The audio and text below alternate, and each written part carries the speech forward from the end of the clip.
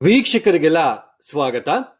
2026 June ತಿಂಗಳಿನ 12 ರಾಶಿಯವರ ಫಲಾಫಲಗಳು ಹೇಗಿದೆ ಅಂತ ನೋಡ್ತಾ ಹೋಗೋಣ. ಮೊದಲಿಗೆ ಗ್ರಹ ಸಂಚಾರದ ಬಗ್ಗೆ, ಈ ಜೂನ್ ತಿಂಗಳಿನಲ್ಲಿ ಗ್ರಹ ಸಂಚಾರಗಳ ಬಗ್ಗೆ ತಿಳ್ಕೊಳ್ಳೋಣ.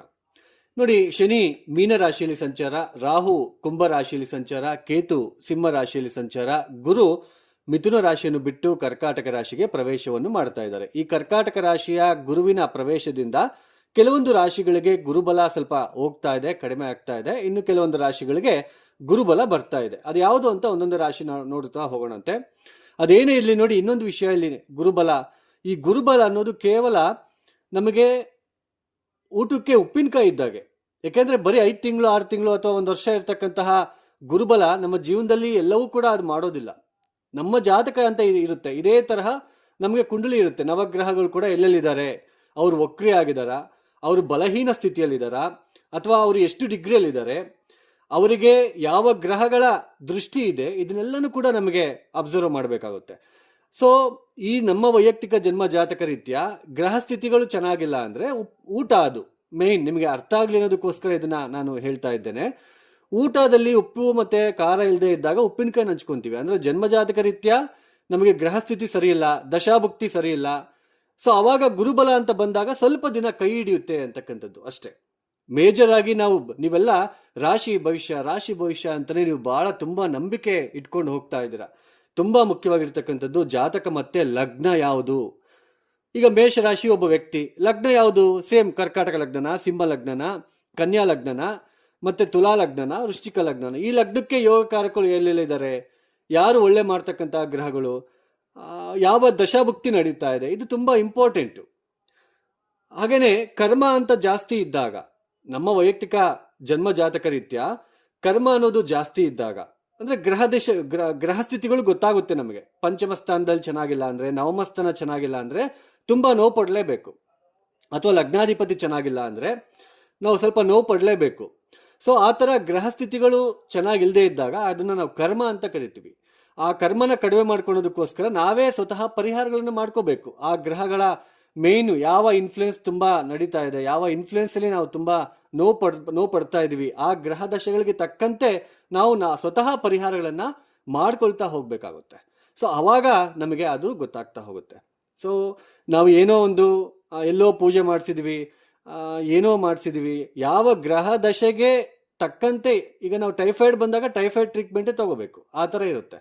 ನೀವೆಲ್ಲೆಲ್ಲೋ ರವಿದಶೆ ನಡೀತಾ ಇದ್ದಾಗ ನೀವು ಯಾವುದೋ ದೇವಿ ಪ್ರಾರ್ಥನೆ ಮಾಡಿದ್ರೆ ಏನಾಗುತ್ತೆ, ಅದು ಉಪಯೋಗಕ್ಕೆ ಬರಲ್ಲ. ರವಿದಶೆಗೆ ಸಂಬಂಧಪಡ್ತಕ್ಕಂಥ ಪರಿಹಾರನೇ ಮಾಡ್ಕೋಬೇಕು. ಸೊ ಇದು ಅದೇನೇ ಇರಲಿ, ಗ್ರಹ ಸ್ಥಿತಿ ನೋಡಿ, ಗುರು ಕರ್ಕಾಟಕ ರಾಶಿಗೆ ಪ್ರವೇಶ. ಈ ಕುಜ ಬಂದ್ಬಿಟ್ಟು ಈ ಜೂನ್ 21ನೇ ತಾರೀಕಿನ ತನಕ ಮೇಷರಾಶಿಯಲ್ಲಿ ಇರ್ತಾರೆ. ಅದಾದ ನಂತರ ವೃಷಭಕ್ಕೆ ಪ್ರವೇಶವನ್ನು ಮಾಡ್ತಾರೆ. ರವಿ ಕೂಡ ಜೂನ್ 15ನೇ ತಾರೀಕಿನ ತನಕ ವೃಷಭ ರಾಶಿಯಲ್ಲಿ ಇರ್ತಾರೆ. ಜೂನ್ 15ನೇ ತಾರೀಕು ಮಿಥುನ ರಾಶಿಗೆ ಬರ್ತಾರೆ. ಇನ್ನು ಬುಧನು ಕೂಡ ಈ ಜೂನ್ ತಿಂಗಳಿನಲ್ಲಿ 22ನೇ ತಾರೀಕಿನ ತನಕ ಮಿಥುನ ರಾಶಿಯಲ್ಲಿ ಇರ್ತಾರೆ. ಜೂನ್ 22ಕ್ಕೆ ಮತ್ತೆ ಅವರು ಬದಲಾವಣೆ ಆಗ್ತಾರೆ. ನೆಕ್ಸ್ಟ್ ಶುಕ್ರನು ಕೂಡ ನೋಡಿ, ಜೂನ್ ನಮಗೆ ಇಲ್ಲಿ 8ನೇ ತಾರೀಕಿನ ತನಕ ಮಿಥುನ ರಾಶಿಯಲ್ಲಿ ಇರ್ತಾರೆ. ನಂತರ ಕರ್ಕಾಟಕ ರಾಶಿಗೆ ಪ್ರವೇಶವನ್ನು ಮಾಡ್ತಾರೆ. ಮೀನ ರಾಶಿ ನೋಡಿ, ಮೀನ ರಾಶಿಯವರಿಗೆ ರವಿ ಬಲ ಇದೆ, ಬುಧ ಶುಕ್ರನ ಬಲ ಇದೆ, ಗುರು ಬಲ ಬರ್ತಾ ಇದೆ. ಜೂನ್ ತಿಂಗಳಿನಿಂದ ಗುರುಬಲ ಪ್ರಾರಂಭ ಆಯಿತು.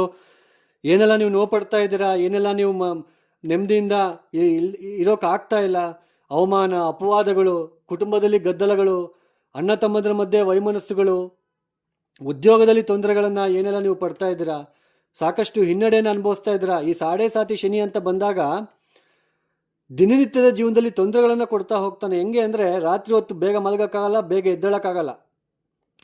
ಕರೆಕ್ಟಾಗಿ ಪೂಜೆ ಮಾಡ್ಕೊತ ಪ್ರತಿನಿತ್ಯ ಪೂಜೆ ಪುನಸ್ಕಾರಗಳನ್ನು ಮಾಡಿಕೊಂಡು ಬರ್ತಾ ಇರ್ತಕ್ಕಂಥವ್ರು ಕೂಡ ತೊಂದರೆ ಕೊಡ್ತಾನೆ. ಪೂಜೆ ಮಾಡೋಕ್ಕೆ ಬಿಡಲ್ಲ, ಯಾವುದೇ ಪರಿಹಾರ ಮಾಡ್ಕೊಳಕ್ಕೂ ಬಿಡೋದಿಲ್ಲ, ತೊಂದರೆ ಮಾಡ್ತಾ ಹೋಗ್ತಕ್ಕಂಥದ್ದು.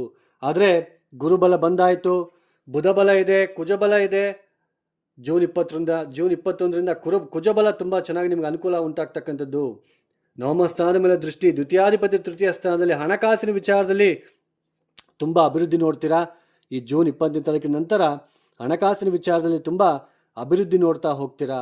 ಹಾಗೆಯೇ ಜನ್ಮರಾಶಿಯ ಮೇಲೆ ಗುರುವಿನ ದೃಷ್ಟಿ ಬೀಳ್ತಾ ಇರೋದ್ರಿಂದ ಒತ್ತಡಗಳು ಕಡಿಮೆ ಆಗ್ತಕ್ಕಂಥದ್ದು, ಪಾಸಿಟಿವ್ ಮೈಂಡ್ ಬೆಳೀತಕ್ಕಂಥದ್ದು, ಏನು ನೀವು ಮೇಯ್ನು ಒಂದು ನಿಮಗೆ ಆದಂಥ ಒಂದು ಕಾನ್ಫಿಡೆನ್ಸ್ ಇರಬೇಕು. ಮೇಯ್ನ್ ಆತ್ಮವಿಶ್ವಾಸ ಅಂತ ಕರಿತೀವಿ. ಆ ಆತ್ಮವಿಶ್ವಾಸನೇ ಇರೋದಿಲ್ಲ ಶನಿ ಜನ್ಮರಾಶಿಗೆ ಬಂದಾಗ. ಯಾವಾಗ ಗುರುವಿನ ದೃಷ್ಟಿ ಶನಿ ಮೇಲೆ ಬೀಳುತ್ತೋ ಆತ್ಮವಿಶ್ವಾಸ ಬೆಳೆಯುತ್ತೆ. ಮದುವೆ ಆಗದೇ ಇರ್ತಕ್ಕಂಥವ್ರಿಗೆ ಕಂಕಣ ಭಾಗ್ಯ ಬರ್ತಕ್ಕಂಥದ್ದು, ಸಂತಾನ ಆಗದೇ ಇರ್ತಕ್ಕಂಥವ್ರಿಗೆ ಸಂತಾನ ಆಗ್ತಕ್ಕಂಥದ್ದು, ಉದ್ಯೋಗದಲ್ಲಿರ್ತಕ್ಕಂತಹ ತೊಂದರೆಗಳು ಕಡಿಮೆ ಆಗ್ತಕ್ಕಂಥದ್ದು, ಲಾಭ ಸರಿಯಾಗಿ ಸಿಗ್ತಕ್ಕಂಥದ್ದು. ವ್ಯಾಪಾರಸ್ಥರಿಗೆ ಇಷ್ಟಿನ ಲಾಭದಲ್ಲಿ ಕೊರತೆಯನ್ನು ನೋಡ್ತಾ ಬರ್ತಾ ಇದ್ದೀರಾ. ಇನ್ನು ಮುಂದಕ್ಕೆ ಲಾಭ ನಿಮಗೆ ಸಿಗ್ತಕ್ಕಂಥದ್ದು. ಉದ್ಯೋಗದಲ್ಲಿ ನಿಮಗೆ ಒಂದು ಒಳ್ಳೆ ಪ್ರಮೋಷನ್ ಆಗಲಿ, ಇನ್ಕ್ರಿಮೆಂಟ್ ಆಗಿ ಏನಾದರೂ ಎಕ್ಸ್ಪೆಕ್ಟ್ ಮಾಡ್ತಾ ಇದ್ದರೆ ಸ್ವಲ್ಪ ನಿಮಗೆ ಇಂಪ್ರೂವ್ಮೆಂಟ್ ಆಗ್ತಕ್ಕಂಥದ್ದು. ನಿಮ್ಮ ಮೈಂಡ್ ತುಂಬಾ ಪಾಸಿಟಿವ್ ಆಗಿರ್ತಕ್ಕಂಥದ್ದು. ಆತ್ಮವಿಶ್ವಾಸದ ಕೊರತೆಯನ್ನು ಏನೆಲ್ಲ ನೀವು ಫೇಸ್ ಮಾಡ್ತಾ ಇದ್ದೀರಾ, ಆತ್ಮವಿಶ್ವಾಸ ಬರುತ್ತೆ. ನಿಮಗೆ ಒಂದು ರೆಕಾಗ್ನೈಸೇಷನ್ ಬರುತ್ತೆ, ನಿಮ್ಮನ್ನು ಗುರುತಿಸ್ತಾರೆ. ಯಾರೆಲ್ಲ ಅವಮಾನ ಮಾಡಿ ಹೋಗಿದ್ರೋ ಮತ್ತೆ ನಿಮ್ಮ ಹತ್ರ ಬರ್ತಕ್ಕಂಥದ್ದು ಇರುತ್ತೆ. ಈ ಸಮಯದಲ್ಲಿ ತುಂಬ ಅನುಕೂಲ ಉಂಟಾಗ್ತಕ್ಕಂಥದ್ದು. ವಾಹನ ತಗೊಳ್ತಕ್ಕಂಥದ್ದು ಯೋಗ ಇದೆ. ಸ್ವಲ್ಪ ತುಂಬಾ ಅನುಕೂಲತೆಗಳು ಉಂಟಾಗ್ತಕ್ಕಂಥದ್ದು ಕಾಣಿಸ್ತಾ ಇದೆ. ಮೀನರಾಶಿಯವರಿಗೆ ಯಾವುದೇ ತರಹದ ತೊಂದರೆ ತಾಪತ್ರಗಳು ಇರೋದಿಲ್ಲ. June, July, August, September, October ತುಂಬಾ ಚೆನ್ನಾಗಿದೆ. ಬಟ್ ಜೂನ್ ತಿಂಗಳಿನಲ್ಲಿ ಕುಜಬಲ ಬರ್ತಾ ಇದೆ, ಶುಕ್ರ ಬಲ ಇದೆ, ಬುಧನ ಬಲ ಇದೆ, ಗುರುಬಲ ಇದೆ. ಸೊ ಇದಕ್ಕಿಂತ ಹೆಚ್ಚಿನದಾಗಿ ಇನ್ನೇನು ಬೇಕಾ ಹೇಳಿ. ತುಂಬ ಅನುಕೂಲತೆಗಳು ಉಂಟಾಗ್ತಾ ಹೋಗುತ್ತೆ.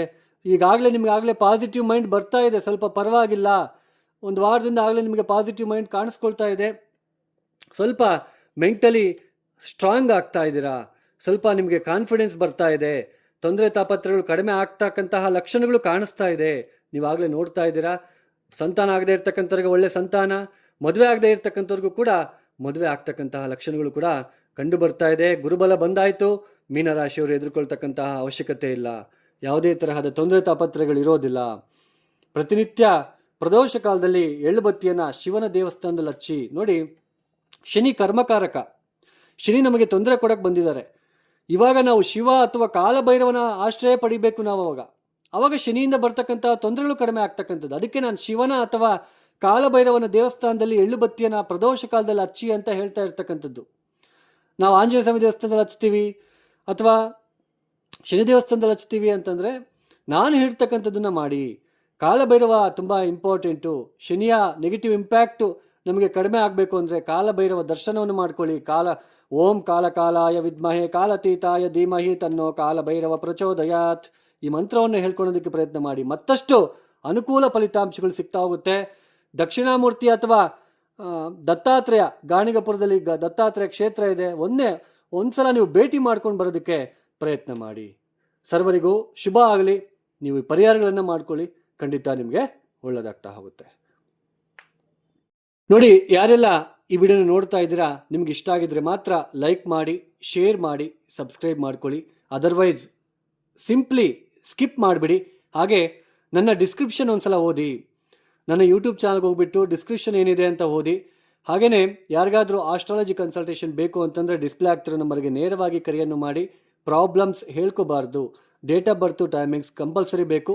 ಇದೇ ಥರ ನಿಮಗೆ ಈ ಥರ ಪರಿಸ್ಥಿತಿ ಇದೆ, ಈ ಗ್ರಹ ಸ್ಥಿತಿ ನಡೀತಾ ಇದೆ, ಈ ಗ್ರಹ ದಶ ನಡೀತಾ ಇದೆ, ಇನ್ನು ಇಷ್ಟು ದಿನ ಈ ಥರ ಇರುತ್ತೆ ಅಂತಕ್ಕಂಥದ್ದನ್ನು ವಿಚಾರವನ್ನು ನಾನು ನಿಮಗೆ ಕಂಪ್ಲೀಟಾಗಿ ತಿಳಿಸೋದಕ್ಕೆ ಪ್ರಯತ್ನ ಮಾಡ್ತೀನಿ. ಇನ್ನು ಸರ್ವೇ ಜನ ಸುಖಿನೋ ಭವಂತು. ಧನ್ಯವಾದಗಳು. ಜೈ ಶ್ರೀರಾಮ್.